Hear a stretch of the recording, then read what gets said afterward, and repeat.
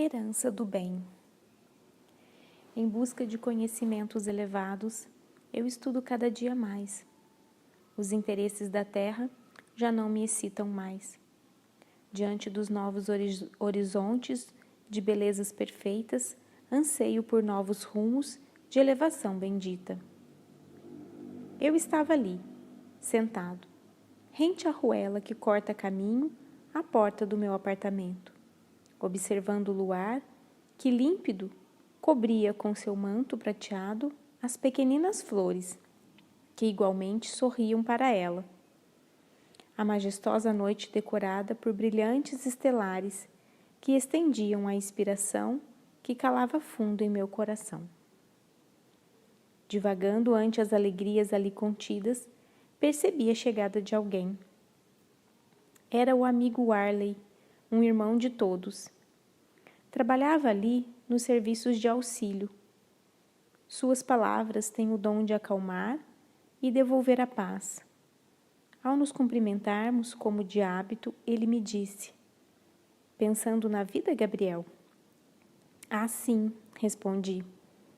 Perante este luar fica difícil não se enveredar por pensamentos felizes. "Sempre gostei do luar", falou o amigo. Enquanto estava na terra, eu gastava horas e horas refletindo sobre a grandeza das muitas moradas da casa de meu pai. Eu ficava hipnotizado diante das constelações. Quando estudei em um livro dos Espíritos de Kardec sobre os mundos habitados, eu fiquei muito feliz e instigado a saber mais. Sempre acreditei que ter vida somente na Terra era muito pouco, e hoje estou aqui comprovando tudo isso. "Warley", perguntei, "como você, que é espírita, mesmo antes de desencarnar, vê a questão do sectarismo doutrinário, com facções dividindo uma doutrina tão completa e bela?" Na verdade, Gabriel, as pessoas espíritas, ou não, jamais conseguirão danificar a imagem renovadora do espiritismo.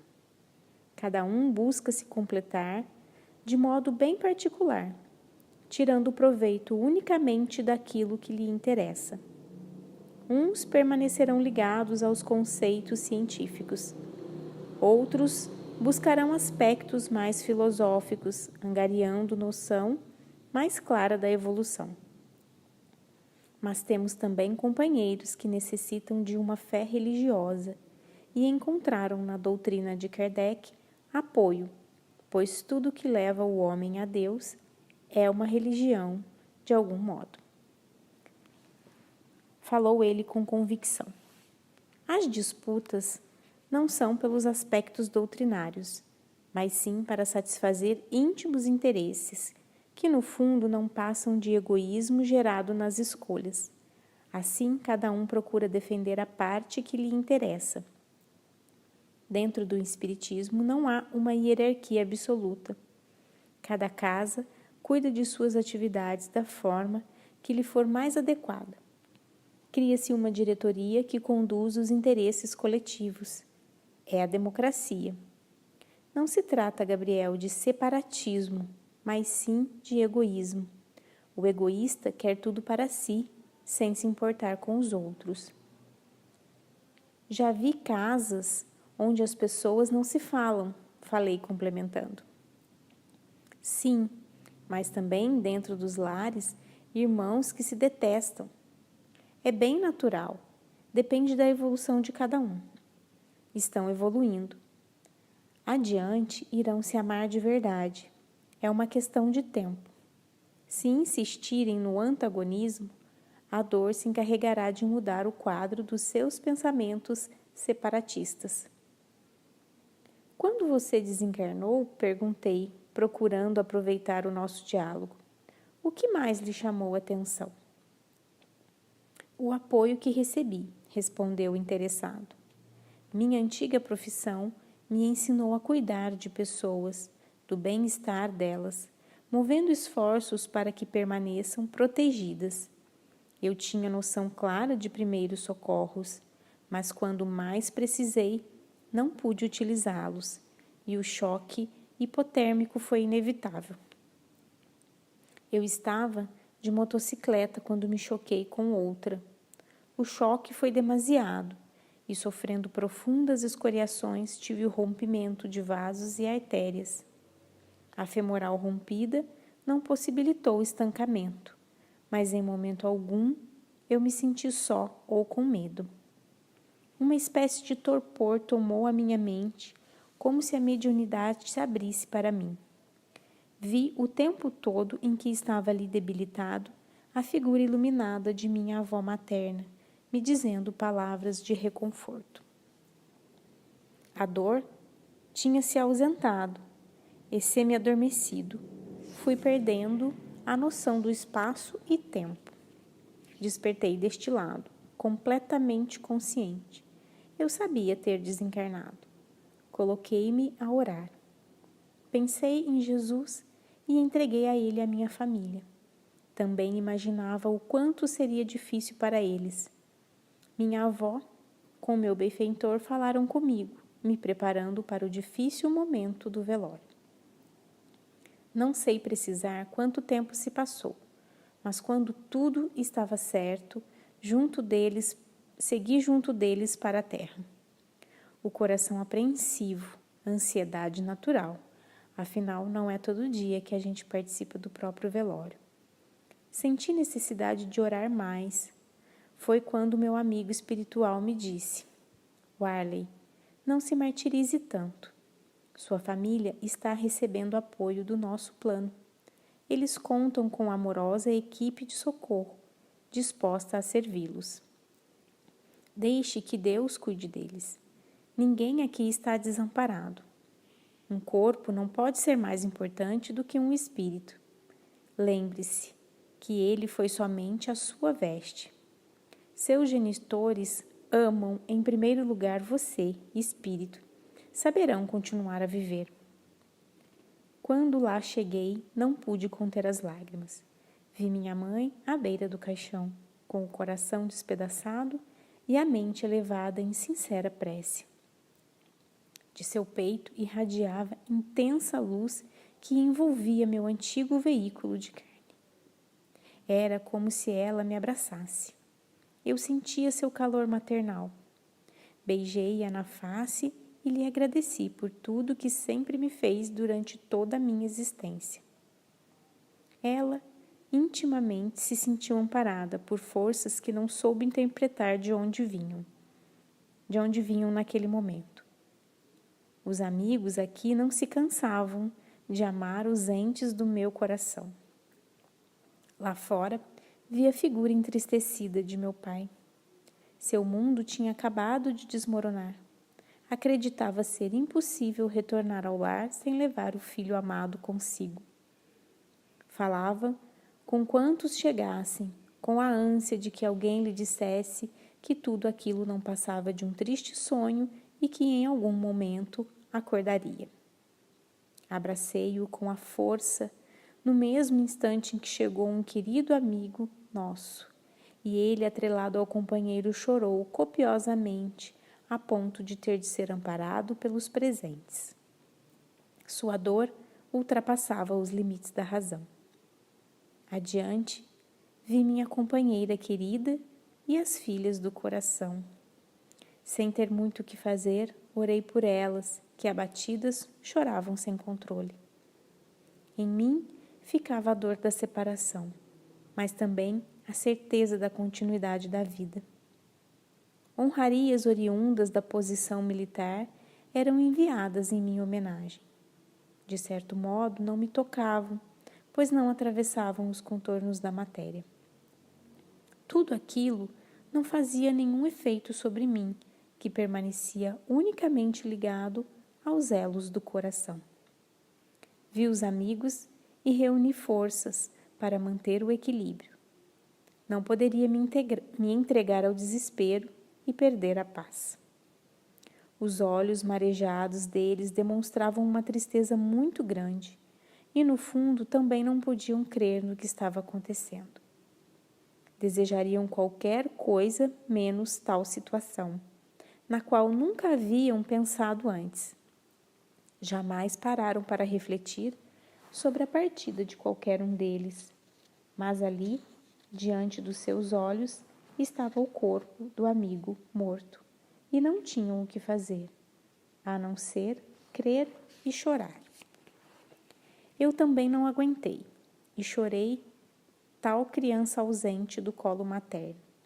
Mas minha bondosa avó me socorreu dizendo: meu filho, não se perca ante o materialismo dos que creem mais no corpo do que na alma. Você sabe que a alma sobrevive à morte do corpo. É a sua crença real. Não esmoreça diante de emoção dos que, por ora, somente conseguem enxergá-lo no corpo físico, que, na realidade, nada mais é do que uma prisão do espírito.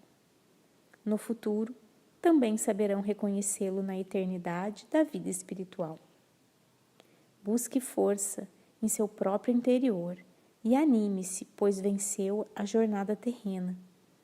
Não entre na verdadeira pátria como um derrotado na batalha humana, mas sim como um vencedor que granjeou valores e os traz na intimidade do coração.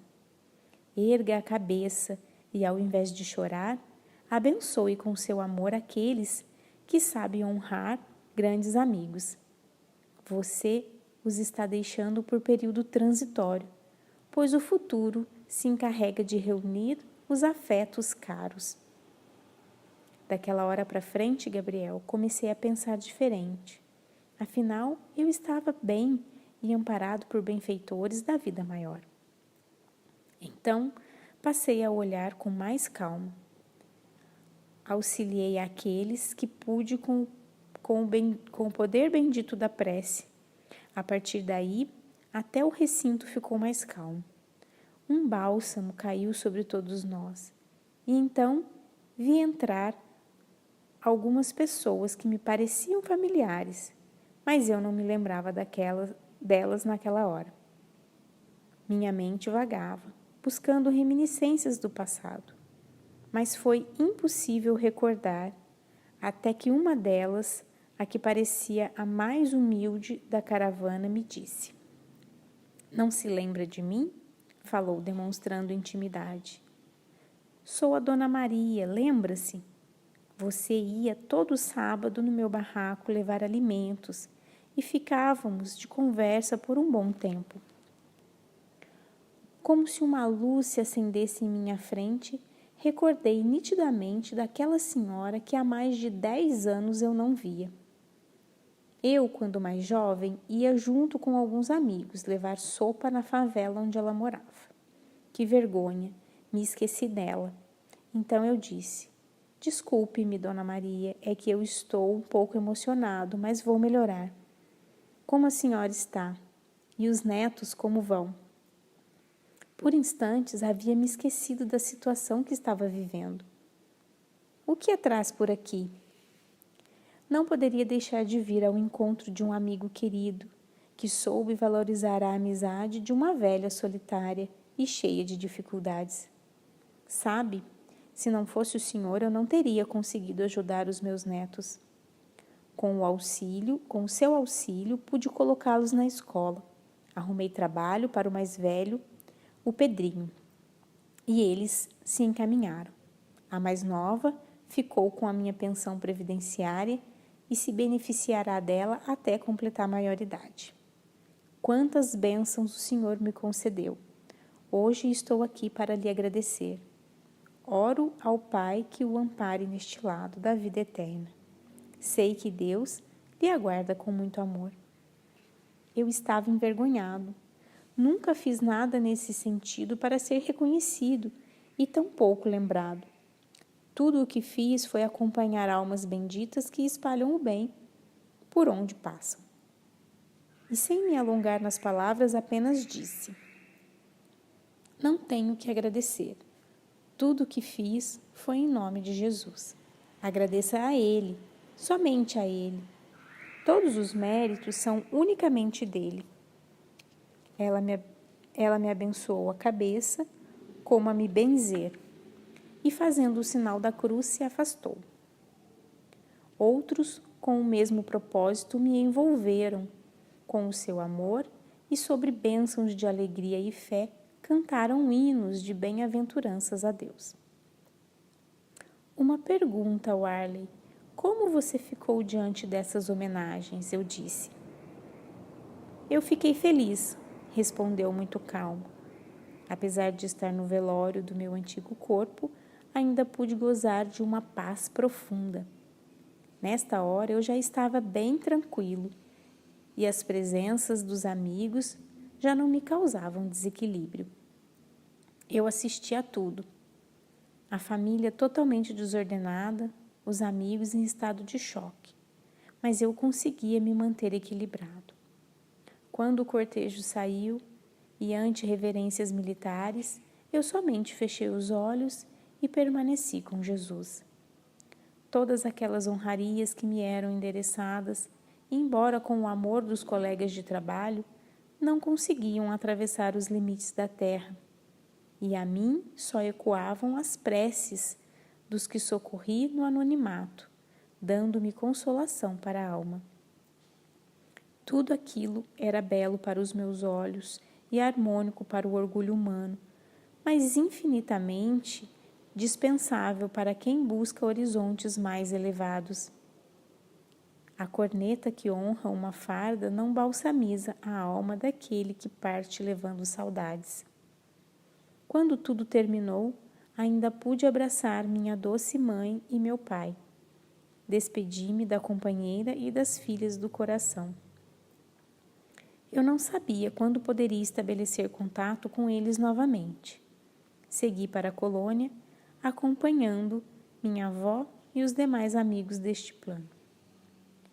Muito interessante sua passagem, falei concluindo. Talvez uma das mais belas que eu tive informação, e acredito ser este o motivo de você estar tão bem. Soube aproveitar o tempo na terra. Fiz tão pouco, retrucou. Poderia ter feito muito mais, se os interesses comuns não me tomassem tanto tempo.